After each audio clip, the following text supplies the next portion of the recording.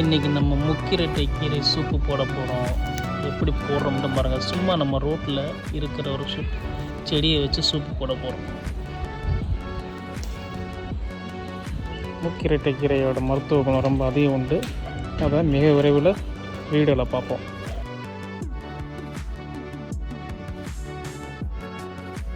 முக்கிரட்டை கீரையை வந்து செடியிலேருந்து பறிச்சிட்டோம். இப்போ வந்து இலையெல்லாம் ஊற்றி வச்சாச்சு. இதை நம்ம வந்துட்டு இப்போ மிக்சியில் போட்டு அரைச்சி மிளகு சீரகம் எல்லாமே கலந்து போட்டு அரைச்சி நம்ம இப்போ ரசம் பண்ண போகிறோம். சரி, இப்போ நம்ம ஜாரில் வந்து பார்த்திங்கன்னா பூண்டு, அதுக்கப்புறம் முக்கிரட்டை கீரை போட்டிருக்காங்க. அரைங்க.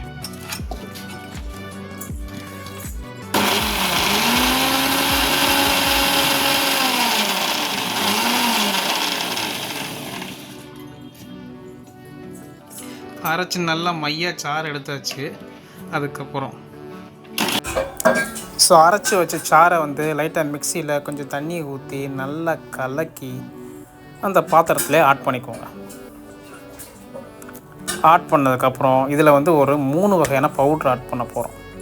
என்னென்னு பார்த்தீங்கன்னா, first pepper powder, jeera powder and coriander powder. Pepper powder வந்துட்டு ஒரு 1.25 டீஸ்பூன் போடுங்க. ஜீரா பவுடர் வந்து பார்த்திங்கன்னா ஒரு 1 டீஸ்பூன் போடுங்க. கொரியாண்டர் பவுடர் பார்த்திங்கன்னா ஒரு 1 டீஸ்பூன் போட்டுக்கோங்க. அவ்வளோதான்.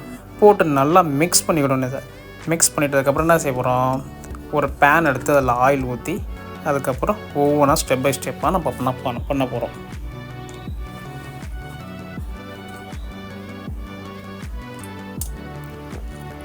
கொரியாண்டர் பவுடர் போட்டாங்க, ஜீரா பவுடர் போட்டாங்க, பெப்பர் பவுடர் போட்டாங்க. இதெல்லாம் வந்து நம்ம பவுடர்லாம் வந்து நம்ம மிக்சிங் ப்ரிப்ரேஷன் பண்ணி கொதிக்கிறதுக்கு முன்னாடியே நம்ம மிக்ஸ் பண்ணி வச்சுக்கிறோம்.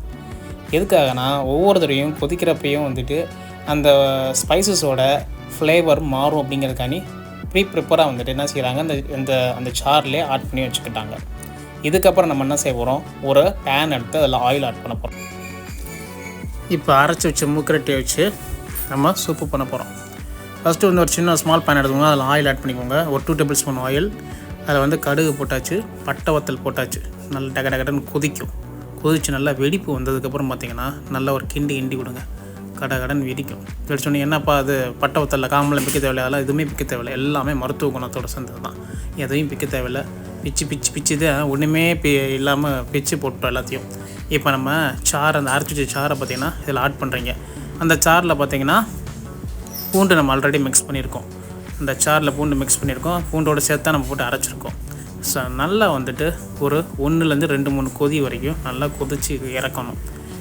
மெதுவாக கிண்டிக்கிட்டே இருக்கணும். அதை கொஞ்சம் கொஞ்சமாக கிண்டிட்டு இதில் பெருங்காய பொடி போடணும். ஒரு 1.25 டீஸ்பூன் வந்து பெருங்காய பொடி போடுறோம்.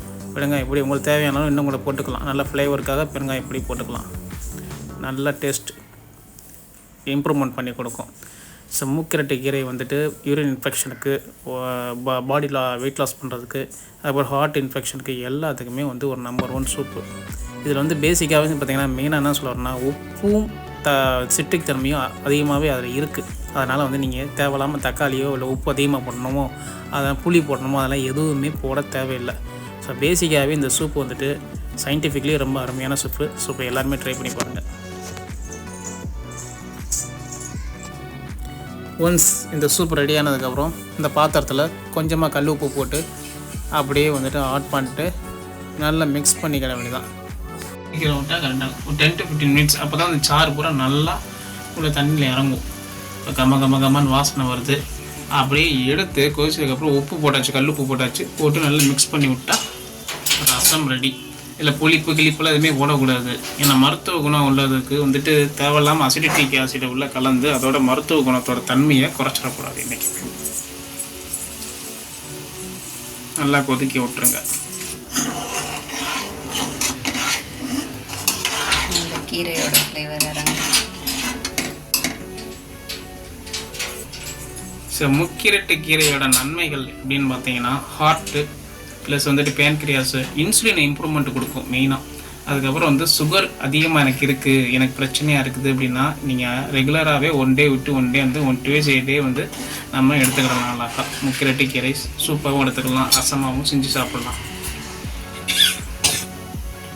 இப்போ மெயினாகவே வந்துட்டு உடம்புலாம் சீக்கிரமாக குறைக்கணும், நமக்கு வந்துட்டு கான்ஸ்டிபேஷன் ப்ராப்ளம் இருக்குது, இதெல்லாம் ரெகுலராக சாப்பிட்டோம்னா உடம்பு நல்ல கட்டுக்கோப்புக்கு வரும், கண் பார்வைக்கு ரொம்ப அதிகமான ஒரு சிறந்த மருந்துன்னு சொல்லி சொன்னாங்க.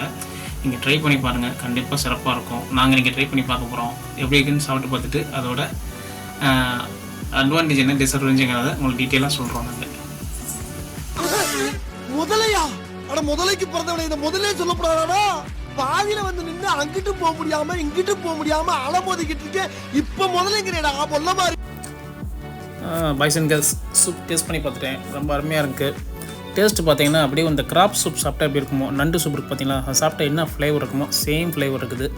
நான் புளிப்புக்கு ஒன்றும் போடலை, உப்பு தேவையான அளவு நான் ஆட் பண்ணிக்கிட்டேன். உங்களுக்கு வேணாம்னா நீங்கள் அவாய்ட் பண்ணிடுங்க. ஸோ சாப்பிட்டு பார்த்துட்டு ஃப்ளேவர் எப்படி இருக்குன்னு கமெண்ட் செக்ஷனில் கமெண்ட் பண்ணுங்கள். ஐ லைக் நெக்ஸ்ட் வீடியோவில் சந்திப்போம். பை.